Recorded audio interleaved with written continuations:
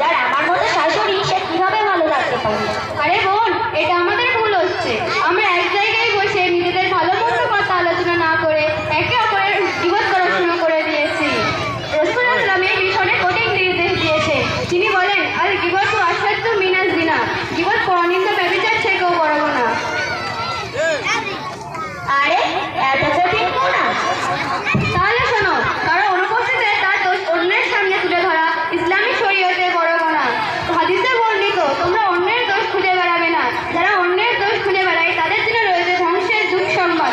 মুসলিম পবিত্র কোরআনে আল্লাহ তাআলা বলেছেন, তোমরা অন্যের দোষ খুঁজে বেড়াবে না। সূরা নম্বর 49 হুজুরাত আয়াত 12। তোমরা যদি অন্যের দোষ খুঁজে বেড়াও তাহলে তোমাদের জন্য তোমরা অবশ্যই হুতামাতে জাহান্নামে হবে। তোমরা কি জানো হুতামা কি? তা হলো আল্লাহর প্রযোজিত অগ্নি। সূরা নম্বর 104 হুমাজা আয়াত 1 থেকে 9।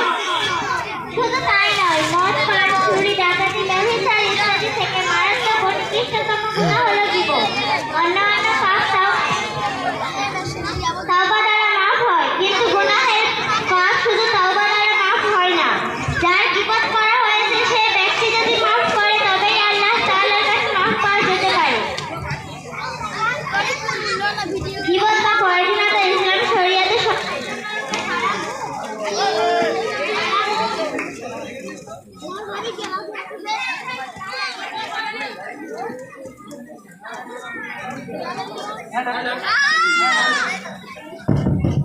হ্যালো, গীবত বা পরনিন্দা ইসলাম শরীয়তে সম্পূর্ণরূপে হারাম ও নিষেধ। গীবত করা ও শোনা সমান অপরাধ।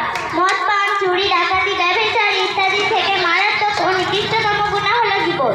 অন্যান্য পাপ তাওবা দ্বারা মাফ হয়, কিন্তু গীবতের পাপ শুধু তাওবা দ্বারা মাফ হয় না। যার গীবত করা হয়েছে সে ব্যক্তি যদি মাফ করে তবেই আল্লাহ তাআলার কাছে মাফ পাওয়া যেতে পারে।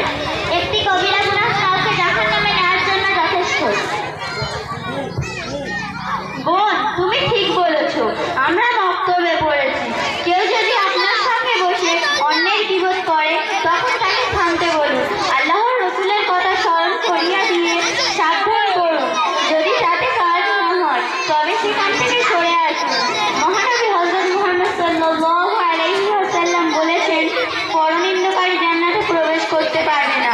হযরত আনাস রাদিয়াল্লাহু আনহু থেকে বর্ণিত, তিনি বলেন, রাসূল সাল্লাল্লাহু আলাইহি ওয়াসাল্লাম বলেছেন, আমাকে যখন